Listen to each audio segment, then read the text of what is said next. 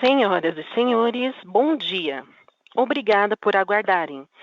Sejam bem-vindos à teleconferência da Log Commercial Properties, referente aos resultados do quarto trimestre de 2020.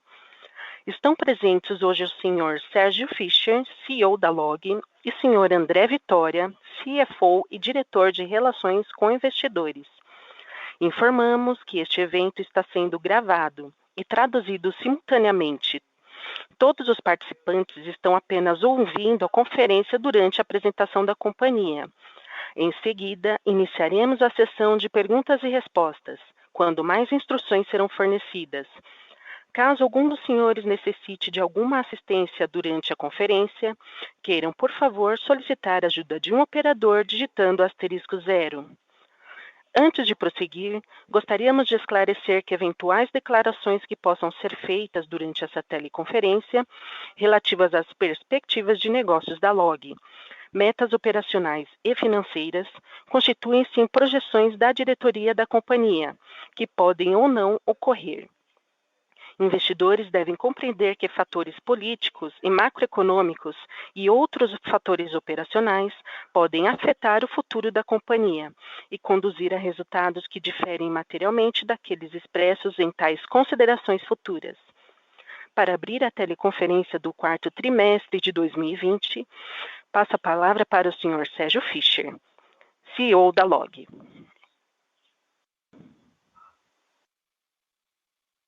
Bom dia a todos. Obrigado pela participação no call de resultados do quarto trimestre da Log. Antes de entrarmos nos resultados em si, eu queria citar 3 pontos importantes. O primeiro deles é sobre a nova curva acelerada de crescimento. No final de 2020, revisamos o plano original Todos por 1 para Todos por 1.4, ou seja, entregar 1.400.000 metros quadrados de ABL até o final de 2024. Nos preparamos muito em 2020, aceleramos a expansão do nosso land bank, adquirindo mais de 500.000 metros quadrados de ABL potencial e alcançando um total de 1 milhão de metros quadrados, que já suporta os próximos 3 anos de produção. Temos conseguido fechar boas negociações de terrenos sem concorrência direta em importantes centros de consumo, grande parte negociadas via permuta pela atratividade do retorno que o nosso modelo de negócio oferece. Segundo ponto importante, à medida que formos desenvolvendo esses novos ativos Greenfield, vamos ver um aumento na geração de valor capturada no spread entre os yields de desenvolvimento e cap rates após a estabilização desse portfólio. Importante enfatizar que entregamos novos projetos em todos os anos desde nossa fundação, e à medida que aumentarmos nosso desenvolvimento, vamos ver um aumento significativo desse valor recorrente transitando pelo nosso DRE. E em 2021, teremos um recorde de atividade construtiva com mais de 400.000 metros quadrados de ABL produzidos. Terceiro ponto. Vamos manter ativa e cada vez mais relevante nossa estratégia de reciclagem. Concluímos no quarto trimestre de 2020 uma segunda tranche de venda de ativos performados para o nosso fundo de investimento imobiliário, o LGCP11. Hoje nós temos perto de R$1,5 bilhão de ativos maduros prontos para a venda. A margem bruta dessas operações tem sido próxima a 50%. Além de uma boa fonte de funding, entendemos que fecha um ciclo de capital importante. Já entrando na demanda de galpões, vimos um crescimento muito robusto do e-commerce em 2020. Alguns dados mostram que o Brasil saiu de 6% do comércio eletrônico no share total de varejo em 2019 para próximo de 10% em 2020, e acreditamos que esse número vai continuar crescendo. Temos sentido uma demanda crescente em todas as regiões do país, validando nossa tese de diversificação geográfica. Nós estamos muito bem preparados para tirar vantagem dessa demanda adicional de e-commerce, e hoje 47% dos nossos clientes está direta ou indiretamente ligado ao e-commerce. Com isso, atingimos um nível recorde de ocupação, com apenas 3% de vacância estabilizada ao final do ano. Importante mencionar que 2/3 dessas locações foram feitas por nosso time comercial interno, e nossa base existente de clientes continua sendo a maior tomadora de espaço, nos fazendo cada vez mais uma solução one-stop shop para clientes que buscam expansão. Demanda forte, crescimento acelerado e geração recorrente de valor no desenvolvimento e reciclagem de ativos. Esses componentes não colocam em uma posição única. Passo a palavra para o André falar agora sobre os destaques financeiros. Obrigado, Sérgio. Em linha com este importante ciclo de geração de valor que a Log vem apresentando, quero compartilhar com vocês alguns de nossos destaques financeiros. O ano de 2020 foi um ano diferente. Entretanto, os resultados da Log foram bastante expressivos. Os indicadores sólidos que temos hoje refletem o melhor momento comercial da companhia. O crescimento da receita foi em torno de 10%, quando a gente compara ano contra ano. Esse desempenho tem sido constante ao longo dos últimos anos e mostra a resiliência do nosso modelo de negócios, mesmo em períodos difíceis. Apresentamos um EBITDA de R$ 251 milhões no ano, 39% maior que em 2019. Reportamos um lucro líquido de R$ 143 milhões em 2020, comparativamente 53% maior que o ano anterior. Nossa posição de caixa é robusta, de aproximadamente R$ 750 milhões. Registramos a menor inadimplência dos últimos 5 anos, próxima de zero. Esse índice é muito relevante e reflete a qualidade do nosso portfólio de clientes. Tivemos um enorme salto em 2020 no nosso NPS. A satisfação na ponta aumentou de forma considerável nesse último ano, muito em vista a proximidade que a gente tem tido com cada um de nossos clientes em todas as nossas operações. Nosso custo da dívida é baixo, CDI mais 1%. Dívida líquida é de somente R$ 56 milhões, que representa apenas 1,8% do PL. Ou seja, receita e EBITDA crescentes, liquidez sólida e alavancagem baixa. Esses indicadores colocam a Log em uma situação bastante confortável para conduzir o nosso relevante plano de crescimento, o Todos por 1.4. Nesse sentido, seja pela geração de caixa da nossa própria operação, ou mesmo através da captação de dívida, o que eu gostaria mesmo de reforçar junto a vocês foi o que o Sérgio comentou, é a reciclagem de ativos que a gente considera a melhor opção para suportar esse crescimento. A Log é uma desenvolvedora de ativos Greenfield, então a reciclagem de ativos junto ao fundo imobiliário LGCP11, ou mesmo junto a outros veículos, pode ser considerada uma fonte eterna de recursos e a que mais gera valor para a companhia. Como parte do nosso legado, continuaremos avançando em práticas de ESG, que vão desde ações sustentáveis em meio ambiente já na concepção de projetos, passando por impactos positivos nas comunidades do entorno de nossos empreendimentos, sempre pautado pelas melhores práticas de governança. Fechamos aqui nossa apresentação e agora passamos então à sessão de perguntas e respostas. Muito obrigado a todos. Obrigada. Iniciaremos agora a sessão de perguntas e respostas. Caso haja alguma pergunta, queiram, por favor, digitar *1 ou enviar a sua pergunta pelo chat do webcast. O senhor Gustavo Cambaúva, BTG Pactual, gostaria de fazer uma pergunta. Oi, pessoal, bom dia.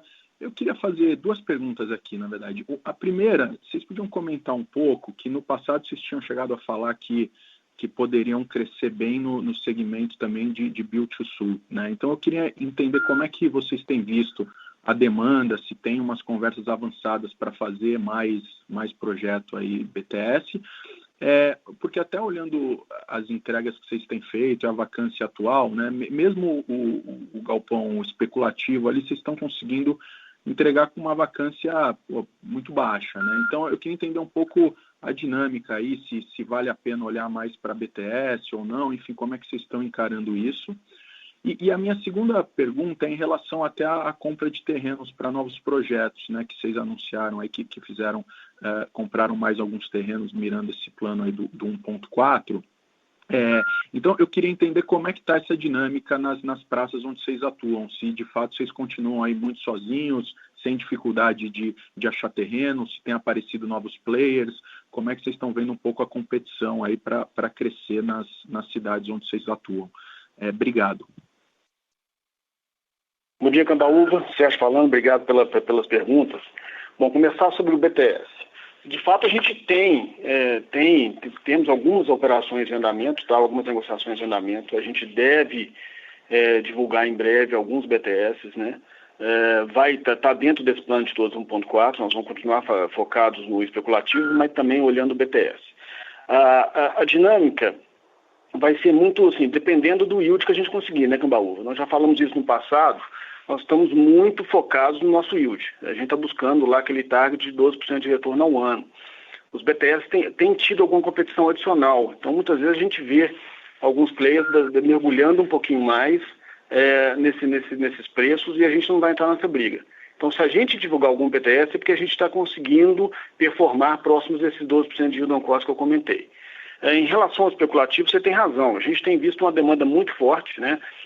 Temos falado já há alguns trimestres que a nossa base de clientes tem sido apontado para o nosso crescimento. Então, a gente tem conseguido pré-alocar ao longo da obra muita coisa, tem deixado a gente bastante otimista aqui pelo plano de crescimento nosso.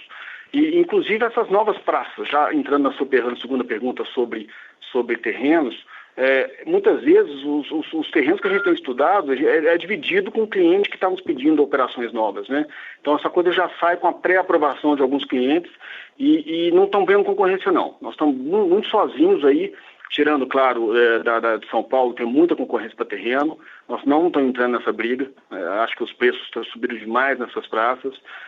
Estamos vendo ótimas oportunidades em grandes centros de consumo do Brasil afora, né, igual esses que a gente divulgou esse ano aí, entrando na cidade de Belém, estamos fazendo o nosso projeto Fortaleza 2, vamos entrar em Recife, tem muita coisa bacana para a gente divulgar em grandes centros que a gente entende que não tem concorrência, tá?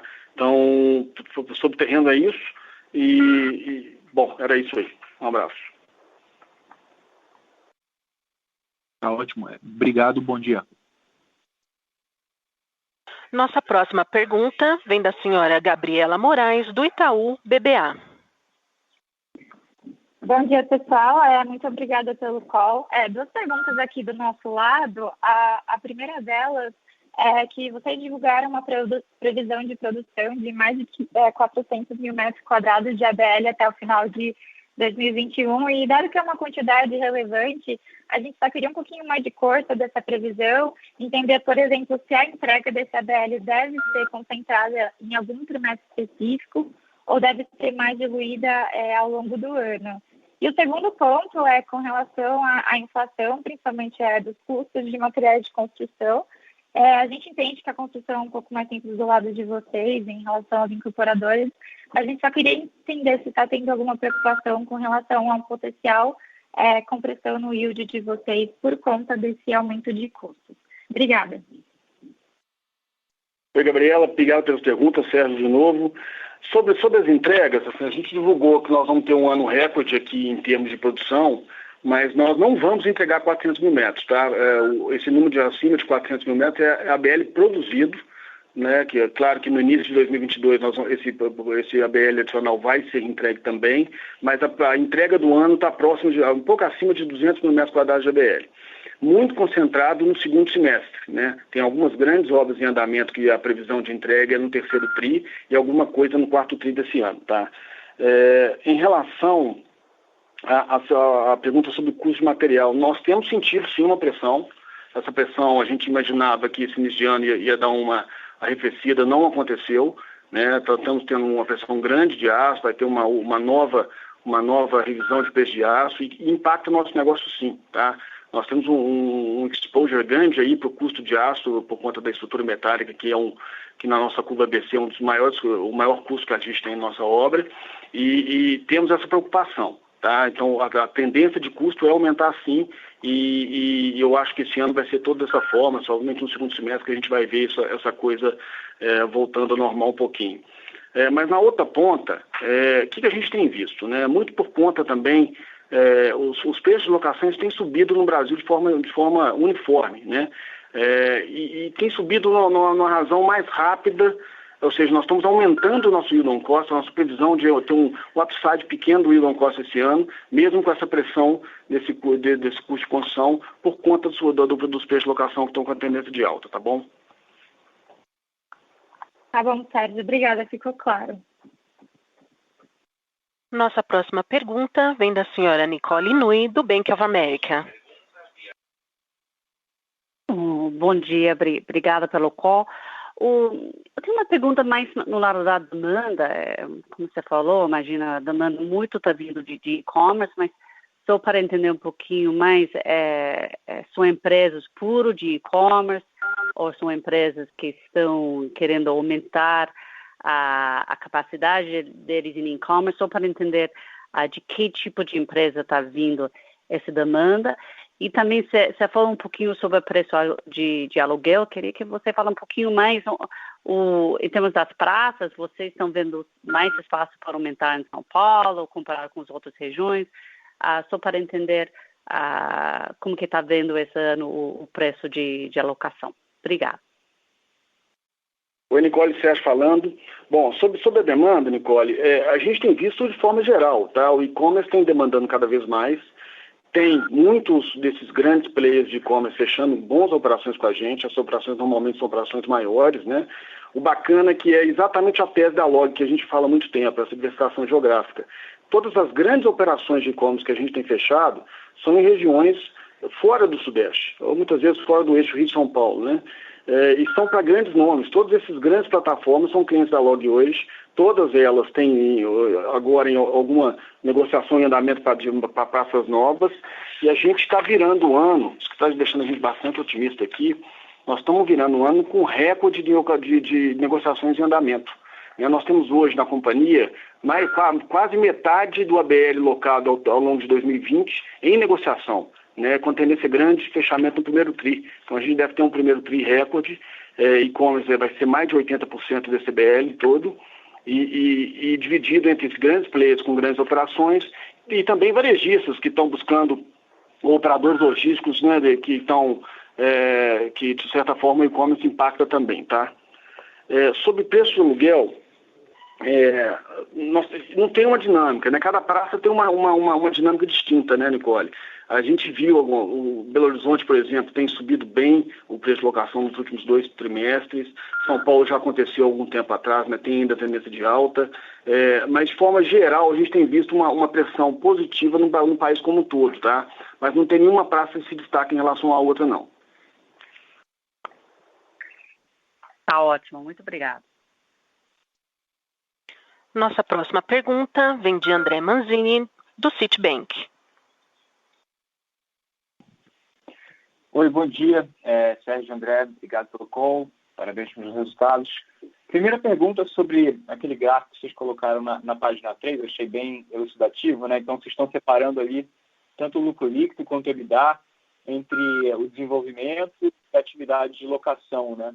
Entender um pouquinho melhor como é que vocês calculam ali, então, o ganho no desenvolvimento é o que foi de fato já vendido para o fundo, ou então, alternativamente, seria o que vocês desenvolveram e já marcaram o mercado na avaliação do terceiro, né, no investment property e no appraisal. Então, de fato, foi vendido ou na avaliação no appraisal? Essa é a primeira pergunta. A segunda pergunta, eu também follow-up sobre e-commerce, falar um pouco do mercado aqui no Brasil, né? Então, a gente tem muito player Latam, muito competente, Meli, etc., que inclusive está com vários galpões. Amazon, claramente, já no Brasil agora há uns 5 ou mais anos e crescendo forte. E eu queria entender sobre os players chineses. Eu acho que vocês pensam muito sobre esse ecossistema, claramente, porque são o one-stop shop aí para essas empresas de e-commerce. Vocês acham que os players chineses vão acelerar aqui no Brasil? Então, a demanda marginal por galpão AAA vindo de e-commerce seria dos players chineses? Que vocês têm um pouco para dizer para o futuro do e-commerce com novos players entrando, por favor? Obrigado. Oi, Mazini, Sérgio falando. Obrigado pelas perguntas. Deixa eu começar por essa aí do e-commerce.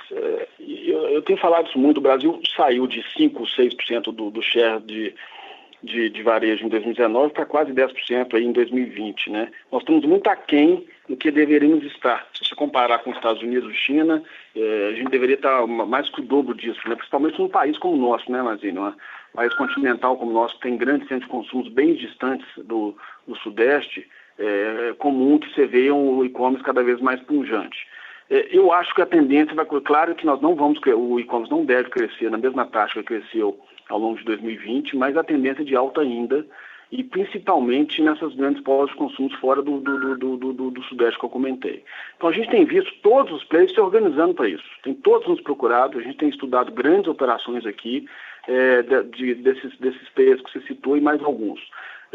Os chineses ainda estão tímidos, eu não tenho sentido essa demanda é grande por eles ainda não, tá? Eu sei que eles têm feito algum movimento, algum play específico, mas não chegou na gente ainda, tá bom? Mas a tendência, eu acho, que eu acredito que tem mercado para todo mundo, que isso vai acontecer também, tá? Em relação ao fair value, esse ponto é importantíssimo, Mazini. Nosso negócio, à medida que a gente vai desenvolvendo, por isso que a gente tem batido muito nessa tecla recentemente, porque o desenvolvimento do ativo Greenfield, nós estamos gerando um spread muito grande entre o yield on cost lá de 12 ou 12,5 e o cap rate desse ativo estabilizado após a entrega, né? Isso é exatamente essa margem bruta dessas transações de 50% que a gente viu aqui nas duas tranches vendidas para o fundo. Como é que esse valor é capturado no ciclo do negócio, né? À medida que a gente vai desenvolvendo esses parques, ele vai transitar pelo nosso DRE porque a gente marca mercado nas nossas propriedades, né? Então, esse valor é capturado ao longo do ciclo de desenvolvimento desses ativos. Esse ano, nós vamos ter esse recorde de produção que eu comentei. Então, você vai ver cada vez uma parcela mais relevante no nosso balanço em relação a essa unidade de negócio de desenvolvimento Greenfield. Isso é uma coisa muito importante que o mercado tem que prestar pouca atenção, tá? Além da Properties, que é a nossa geradora de renda que a gente tem, nós temos essa geradora de Greenfield, que é uma coisa fantástica. Então, esse ano você vai ver isso acontecer. Como é que se captura? Colocando isso já comparando com a reciclagem. A gente captura ao longo do ciclo de desenvolvimento. Eventualmente, quando a gente vender, a gente tem conseguido vender essas propriedades próximo do NAV, tá? Então, você não vê no nosso DRE essa receita de venda. Você vai ver, no caixa, o caixa vai estar realizado, só que não já transitou essa receita desse ganho no momento que a gente estabilizou esses ativos, né? Pode ter alguma receita adicional no momento que a gente vender acima de NAV alguma propriedade, igual fizemos já no passado. Então, é mais ou menos essa dinâmica. Agora, eu queria enfatizar esse ponto porque isso vai ficar cada vez mais relevante no nosso balanço, né? Isso é importantíssimo.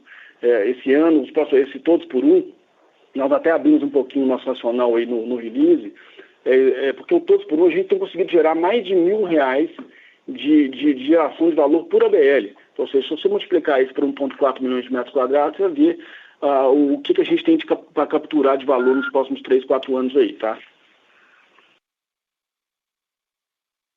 Perfeito, Sérgio, muito claro.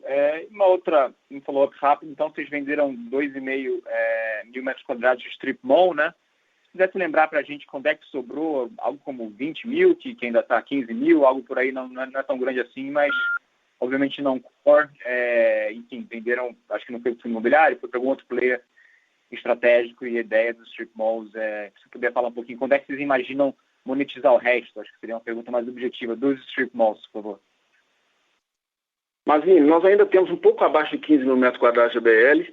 Nós vendemos strips nos últimos 2, 3 anos, né, de forma recorrente. A gente está com essa ideia. Nós queremos ficar focados 100% em galpões. Vamos continuar fazendo movimentos. Temos coisas em negociações de andamento nesses strips e eventualmente vamos fazer. Mas aquele negócio, nós não queremos deixar dinheiro na mesa também não. Nós vamos fazer, esses ativos têm um valor, né? Nós já geramos ele do zero também, foi o mesmo processo de Greenfield Log.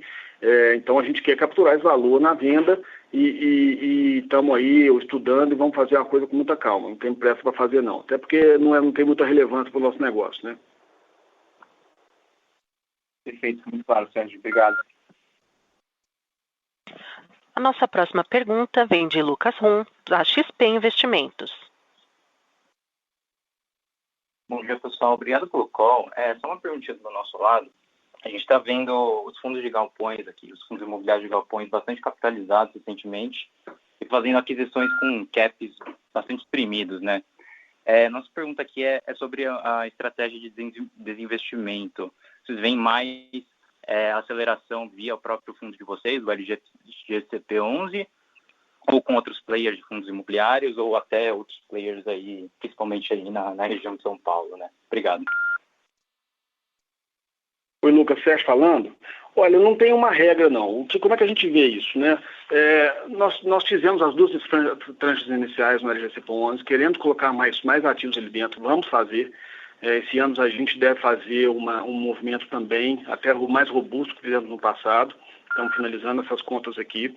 Mas nada impede que a gente venda para algum fundo de mercado, tá? O que a gente tem focado no LGCP11, porque nós somos o consultor imobiliário do fundo, a gente tem conseguido vender as parcelas minoritárias, ficando com a parte majoritária do parque e mantendo o contato com aqueles clientes. Esse contato com os clientes para a gente é uma coisa muito importante. É esse cliente que tem levado tem feito a gente crescer da maneira que a gente tem crescido. Então não queremos perder esse contato. Eventualmente, principalmente os BTS, por exemplo, que a gente não tem muita gestão do dia a dia do parque, é um monolocatário, pode ser que a gente faça reciclagens para fundos de mercado. Realmente eles estão assim, tem uma escassez de imóvel de qualidade. Nós estamos sendo aqui bombardeados com pedidos de fundo para a compra de imóveis da LOG e pode ser que eventualmente a gente faça um movimento para fundos de mercado também, tá? Não, perfeito, obrigado. Encerramos neste momento a sessão de perguntas e respostas. Gostaria de retornar a palavra ao Sr. Sérgio para suas considerações finais.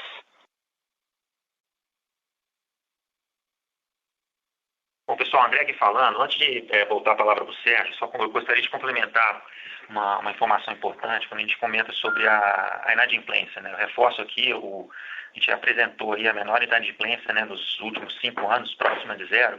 Eu acho que isso está muito vinculado realmente à qualidade do nosso portfólio, né? Ou seja, a qualidade dos nossos clientes.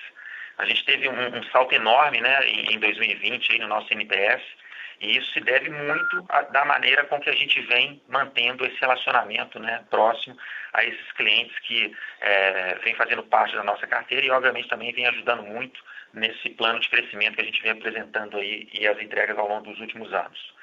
Então, eu acredito assim, que nesse sentido, vamos dizer, a forma como que a gente vem, né, gerenciando esse contato e mantendo, né, esse relacionamento com os clientes tem sido fundamental para a gente apresentar esses resultados, né, financeiros robustos que a gente vem apresentando e, como eu disse no meu speech, era uma forma muito relevante da gente mostrar o melhor momento comercial da companhia.